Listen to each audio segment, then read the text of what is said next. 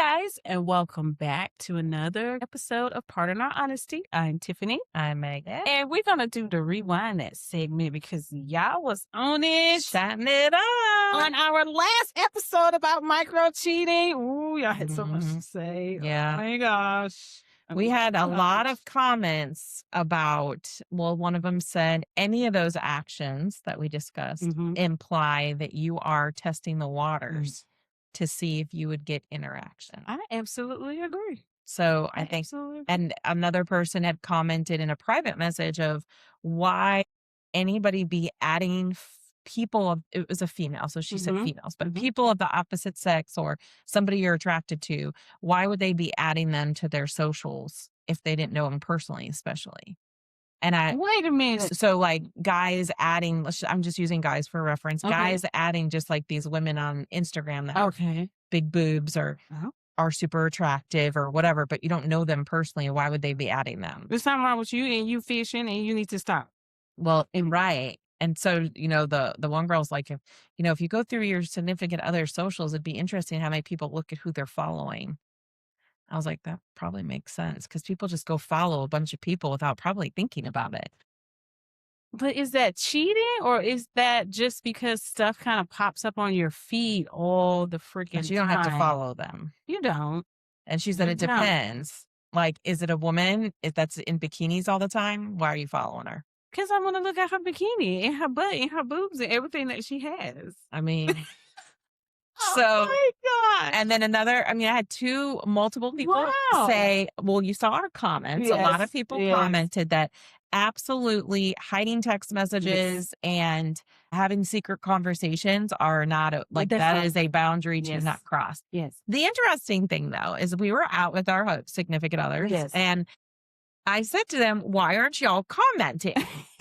It's all women commenting. Yes. And they said, Edward specifically explained it to us that women think of things emotionally. Yes, we do. And dudes do not. They do not. So when we asked, what do you consider emotional affair, whatever, he said, dudes don't even think like that. No. They're talking to some girl and probably don't even realize that's what other people are thinking. They just think it's a conversation. And so that if it goes to the next level, it's a physical thing. It's not an emotional thing. Yes.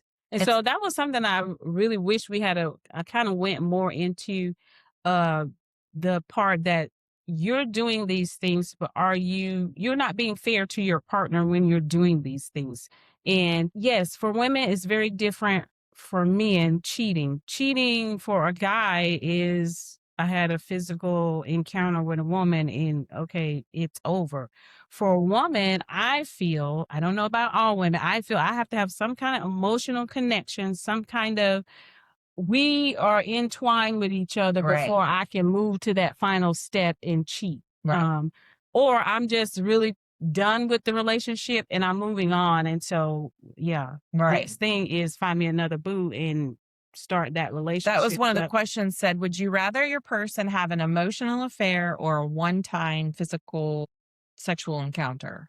And there was only a couple of responses to that one, and they both said neither are okay. Yeah, that's what I was thinking. I'm like, and one said the emotional usually always leads to a physical. Yes. So, absolutely. But there was a comment that said if both people want to work through it, they could work through it and fix their relationship. You can. So, I mean, I think there is everybody kind of, I don't say everybody, a lot of couples go through infidelity or just a breaking of trust. Yes. And I think you can rebuild that back if you choose to. If you choose to. But it's going to take a lot of work. And I think transparency, that whole phone thing, there was one young lady who commented that said, her significant other has full access to her phone, but she does not to his.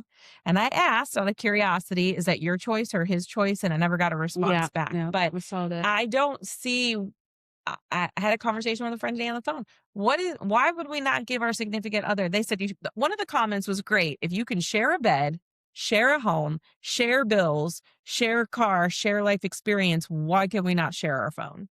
I don't understand that because that's exactly what I said. We paying these bills together. You in my bed. I'm looking at you. Sometimes we might have to share toothbrushes. Right. If we're that intimate with each other and I can't look at your phone, something's wrong. Right. Something's and wrong I agree. With you. A lot of people said, I have it, but I don't need it. cool. Yeah. I'm not saying go through your person's phone all the time, but it shouldn't be like, hey, Tiffany, can I use your phone? And you're like, oh, why? Can't you use yours? Well, no, my phone's dead. Or like, you know what I mean? There should not be a panic involved in touching the other person's phone. And I think that was the popular response to that. But I do feel like when you are doing those things, you are creating that mistrust, like you said, and you're not considering your partner, because what if the shoe was on the other foot? It's something we kind of didn't discuss. If that was happening to me and I didn't like it, I'm going to be pissed off and I'm going to say something. So if you're in that boat, you're doing it.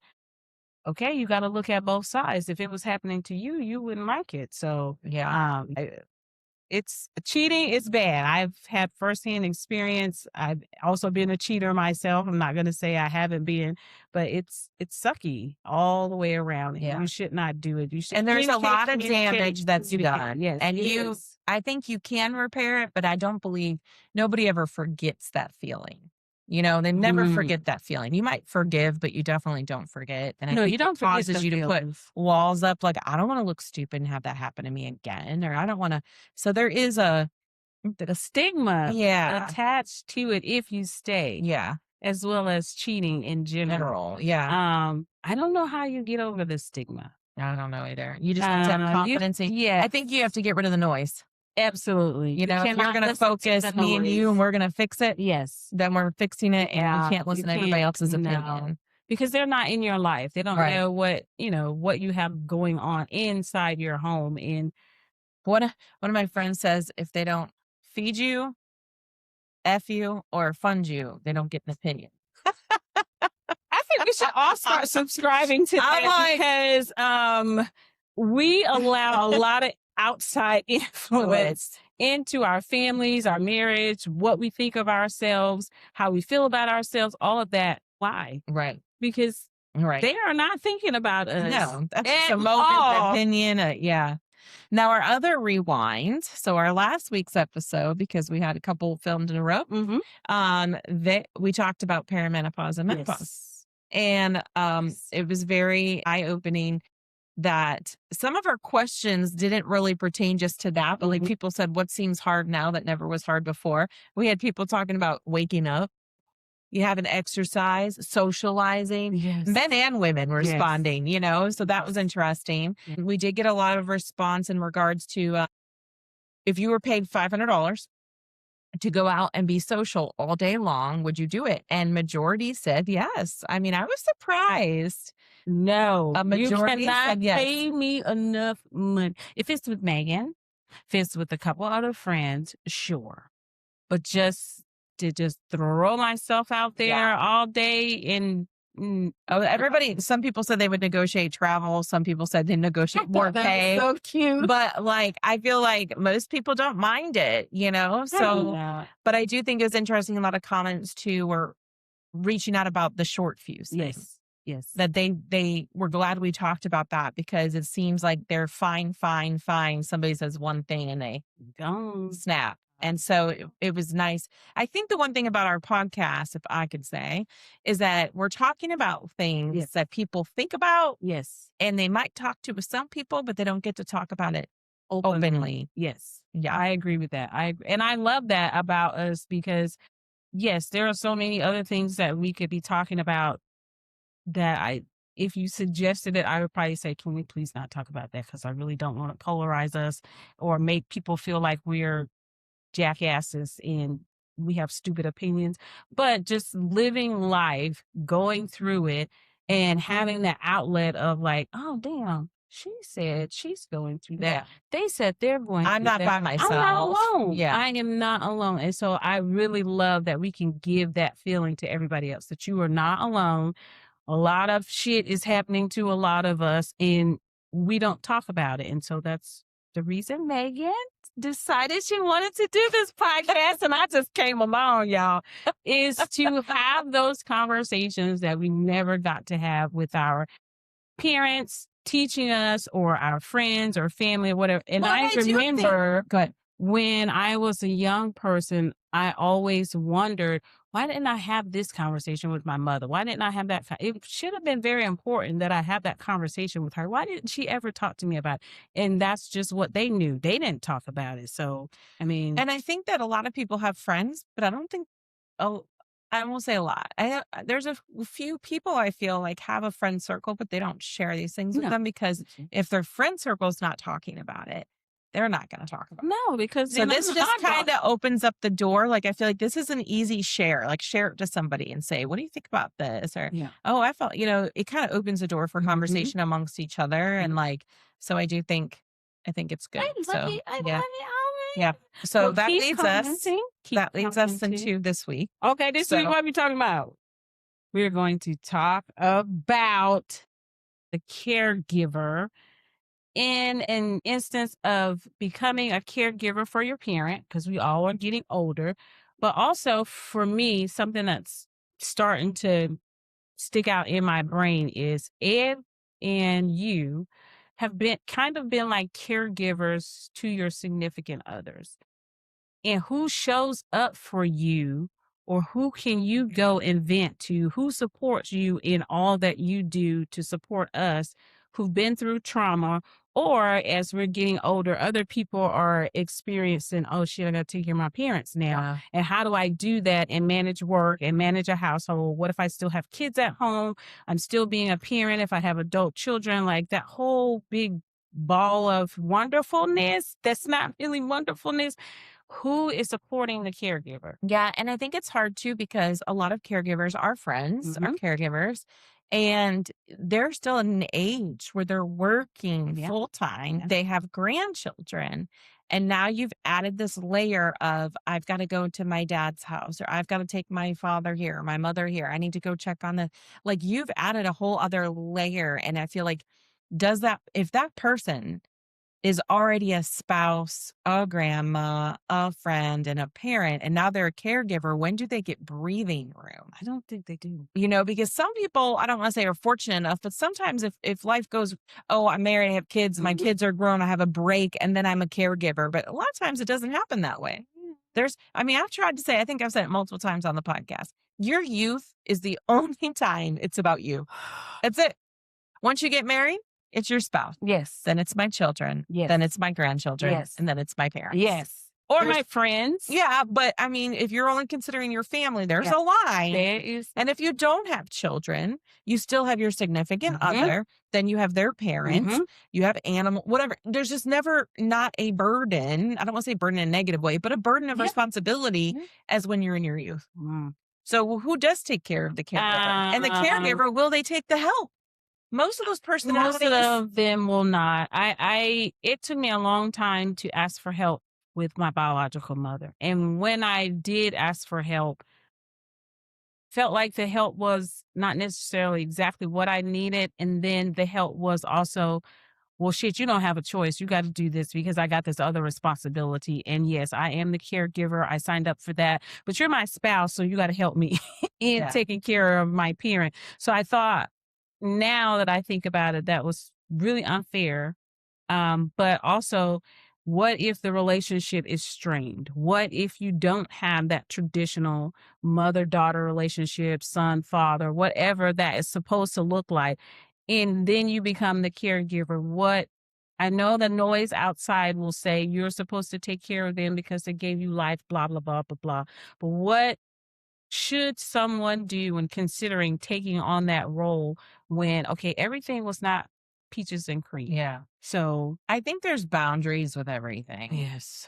And honestly, I think, I would say if you don't have as close of a relationship, I don't know that the burden is on you so much to where you have these different levels, I feel like, where you move the parent into your house, or you're moving into their house, or you're moving them close to you, or whatever. I think that's a different relationship. I think if you have a strained relationship, maybe you're just ensuring they have care. Yes. Did you get yourself into a home, or do you have a nurse, or hey, is there a sibling nearby? Yes. Like, I think you have to put your own boundaries up for your own mental health, because and I'm not saying be petty, but if you weren't there for me, your biological mother, you didn't have that kind of relationship, No, right? So I don't think you did a lot for her, I but did you do a did lot. not have to. I don't feel like that's an obligation that you have to put on yourself just because they're your mother, Mhm. because you were their child and they didn't do their responsibility. Yeah. So, but can you make sure they're taken care of? Can you Yes. ensure they go somewhere? Yes. Yes. But then Absolutely. what comes that is a financial burden. Because sometimes if you don't qualify for certain places, or maybe Yes. you do have money, or you don't qualify for a nurse, but you don't qualify to go in a home and you need 24-hour care. I mean, a lot of I was families can't fortunate. afford that. Yeah, I was fortunate. I never thought about that, but that is something to consider. Like the financial responsibility. It's not just emotional toll on you. It also could be a financial burden. Luckily, I didn't have that. She had health care that would give her the basics. It wasn't anything spectacular, but it was the basics. And I made sure, okay, although this is all you get, can we find the best facility to put you in? Because I emotionally and mentally cannot have you live in my house. So Right. I'm going to do everything I can to make sure you're taken care of very well and that you have the very best life you can at the end. And we're going to leave it at that. But no, we're not. You cannot live in my house. But my adopted parents, they basically kind of live with me Yeah. right Right. now. Yeah. So that was not something that I foresaw. And I guess it kind of surprised me, like, oh, shoot. But in my mind, the reason I bought the house that we have partially was because it had a separate space that they can have. You don't have to be up under me, Yeah. but Independence. But yes, yeah. independence. And you not saying, Tiffany, why are you watching all my snacks? And don't be looking at what I'm doing and where I'm Yeah. going and blah, blah, blah. So we do have a space that, okay, you can still be independent, but I can watch you. I think it's hard though. It's just like, kids come home from college, right? They have their own whatever. A parent coming back with a child is, that's a whole other ball game. It's It like, is definitely a whole nother and I think it's just like with anything else we've talked about, I think if that ever happens, you have to set the boundaries and expectations. Like, y- I'm not going to clean after you. Like if they're able bodied and stuff, I'm not cleaning after you, or I'm not cooking every meal for you. Like maybe you have to put little walls up, and Yeah. because otherwise it becomes a drain. And we have a couple friends whose Mhm. one dad's in a facility, one Mhm. dad lives on their own, Mhm. but it's a lot. They need something. They're driving back and forth in the middle of the day or on a weekend, or as a fall at the home, you have to get out there, and his medical stuff doesn't cover it. So she's paying the difference. And it's a lot. And then who does take care of that person? To them, they might feel as I don't need to be taken care of because these are my parents, or this is what they took care of me my whole life. So I'm taking care of them. And that's a great attitude, but It is. it does get tired. But over time, does that wear off that whole responsibility to the parent? And then if it does, or if you just need a break, okay, I don't want to go. I have this other plan. It's for work. It's for Right. leisure. I want to go do this thing. What am I going to do with my parent so that I can go out and do this thing? Right. That could be also giving support to the caregiver. Like you need to take a break. You need to just have a mental moment that you could just not think about.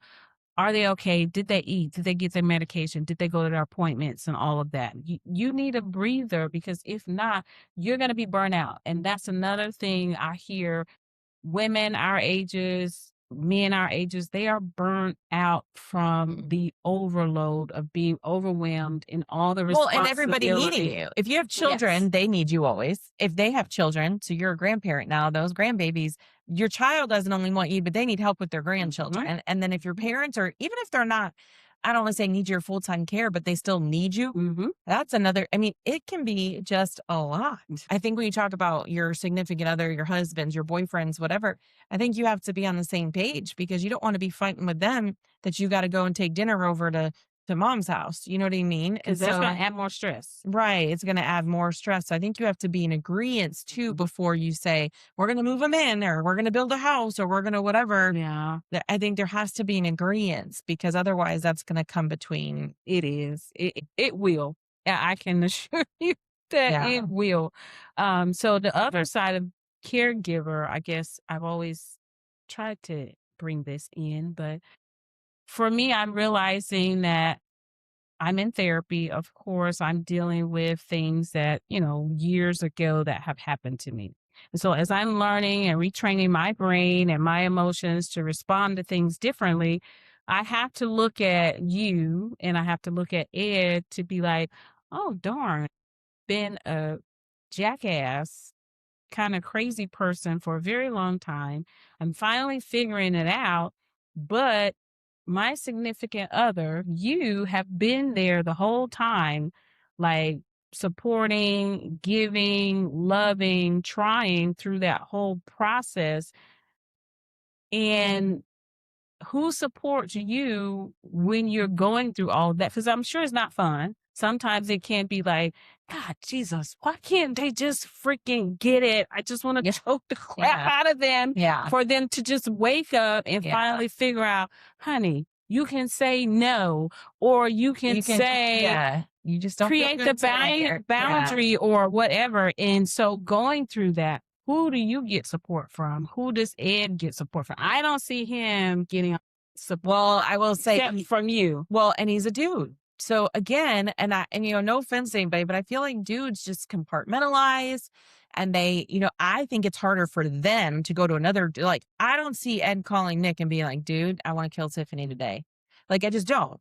Where I could call you and say, I want to kill Nick today. And I think too, your quality of friends have to be good because you don't want the person trashing that person. Mhm. Like, you would never trash Nick. You would just say, have you thought about this?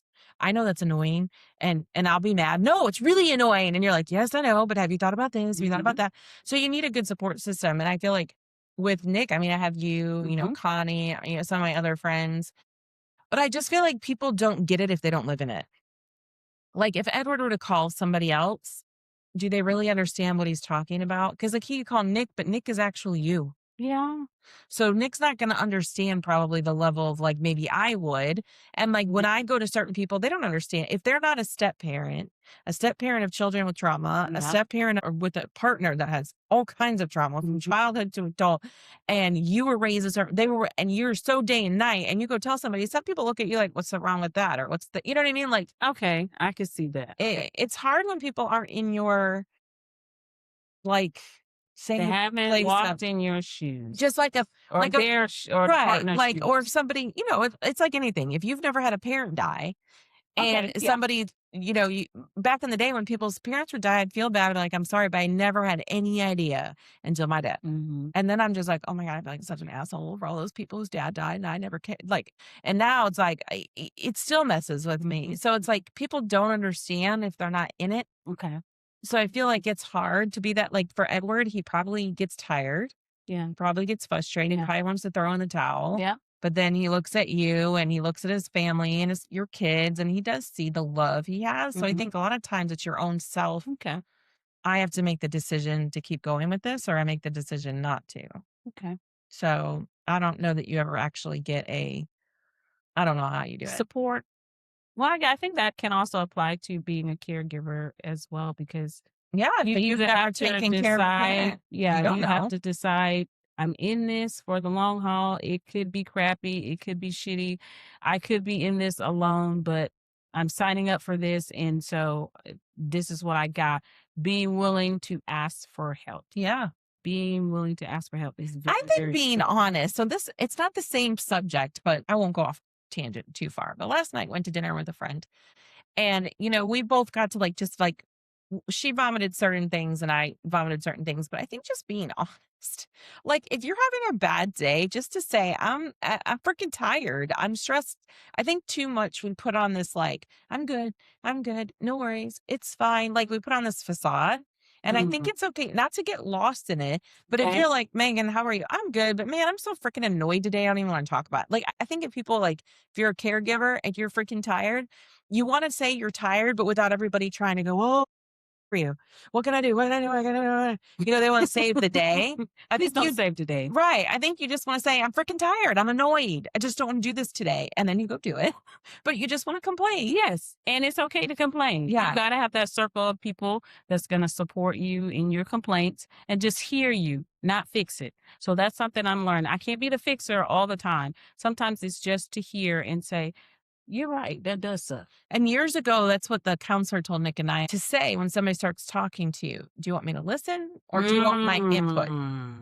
So if you want me to listen, I'll listen because I'm quick to go, well, we could do this. You could do this. Mhm. Like, I want to be a problem Mhm. solver, but you should ask first. Do you just want you want me to listen or do you want my input? Yeah. And so I think that opens the door for if somebody says input, they have to be willing to hear what you're saying. But okay, they say I want input.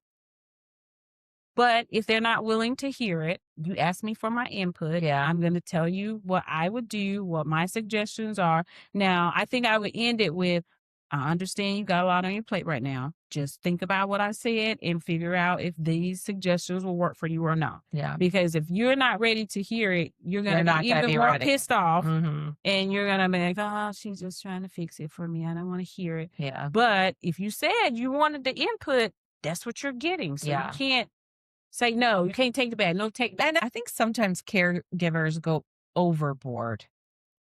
Do you know what I'm She's talking about saying? me, y'all. Well, I'm just saying, like, like, okay, say your dad needs you to bring you dinner. Doesn't mean you have to go and clean the house and do his laundry and do everything in that moment. And you might have to do it tomorrow. Who Mhm. knows? I don't know the situation.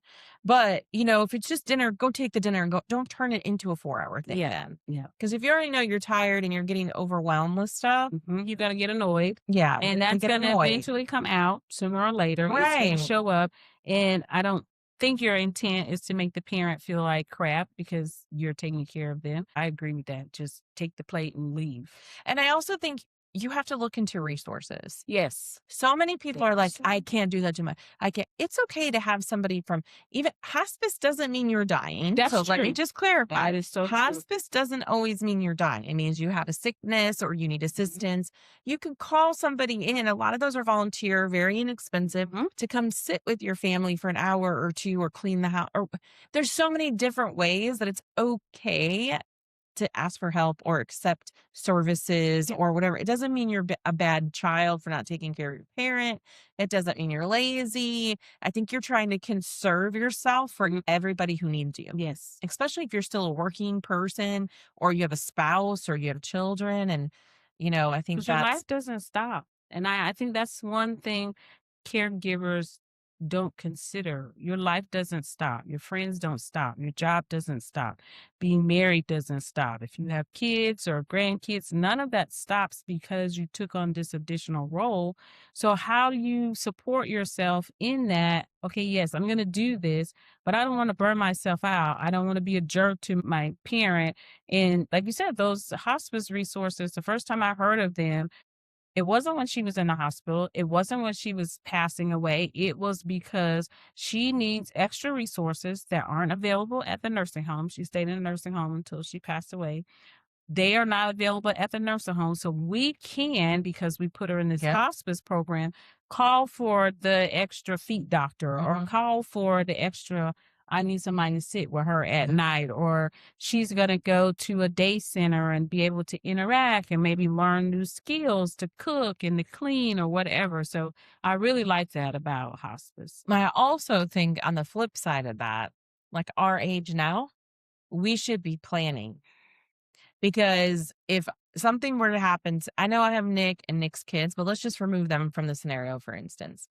And I just have one child. So if something happens to me and the burden is all on her, have I set her up? Have I told her I'm okay in going to home or I'm okay if you have to get assistance? Yeah. Hey, I have a trust account for you, or I have something, or hey, if you've got to sell my house so as to pay for a home and I'm incapacitated, go for it. Like, have you had these conversations? Because I feel like if you do it sooner than later, it relieves the burden of decision making on that caregiver and they don't feel like they're letting you down or they're going to be disappointed or they're going to hate me or they'd be so upset if I did this. Because like for me, I tell them, do whatever makes your life easier. Like don't leave me in a closet somewhere. No, please never. But like, what's going to make your family easier? As long as you don't forget about me. If it's a burden to bring me in, please don't bring me. Yes. Like, I agree. and I respect, as long as you come see me and visit me, that's fine. Yeah. I think you have to have those conversations because out of pure guilt, people do things that maybe they normally wouldn't want to do, but they just feel guilty. And I know that a lot of these homes too are just horrible. So that weighs on people's mind. It does. But that word you just said, guilt, is huge in the caregiver community.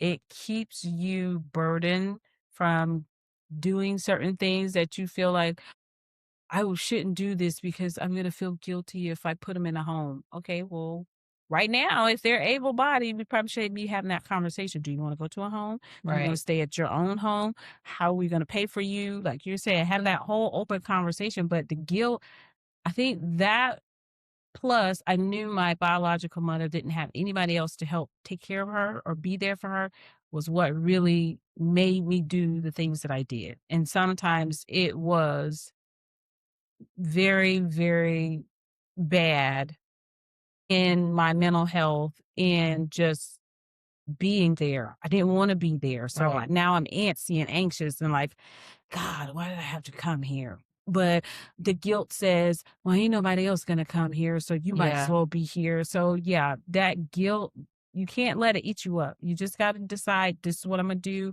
Only these things, put the boundaries there and not let the guilt eat you up. If you want to go on a vacation, you should be able to do that. Yep. And You just should figure be out able, how to yeah, handle it and go on a vacation. Yeah. because yeah. And but- I don't know many parents. So speaking as a parent, I don't know many parents that would tell my child, stop your life for me.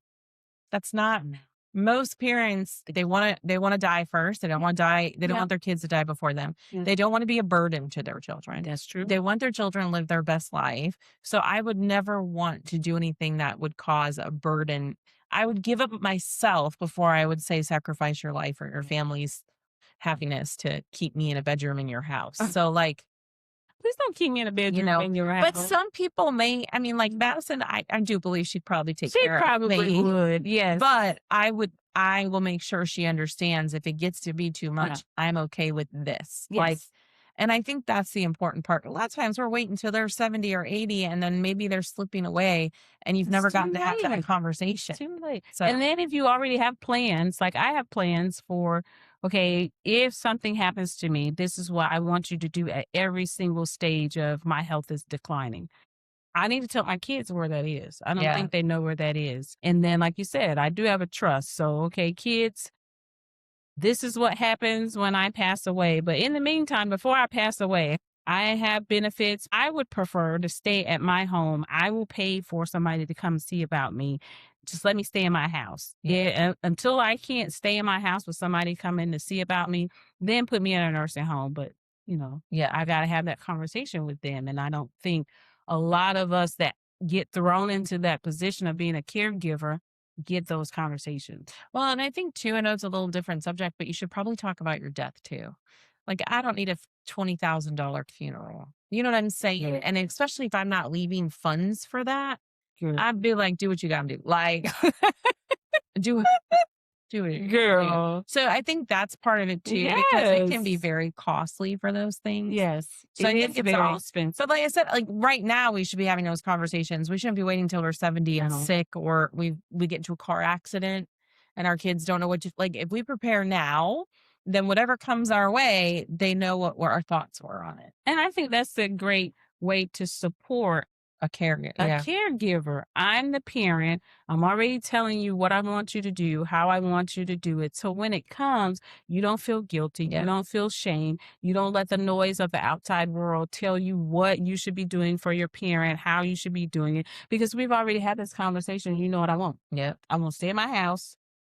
Tell JoJo he got to be fine. Come give me a sponge bath. Oh Lord. Amen. Oh. And then JoJo, you go on bed, and I'm gonna be right here sitting in front of TV watching Golden Girls till JoJo come back. That's That would be so cool. All right, I want somebody to take a picture of that. I feel like you're really envisioning that moment. Yes, JoJo, come give me a sponge bath. I'm ready. All right. So, what are you talking about with your families as it relates to caregivers, parents, and how do you support those who are in that position right now? Guilt is the one thing that surprised me that shows up a lot. So let's not make our kids or those that are going to take care of us feel guilty, and let's give them all the information they need to know what we want, how we want it, when we want it. All right, guys, like, share, Subscribe. share. Yeah. Share this episode with somebody who might need this. And until next time, bye. Guys.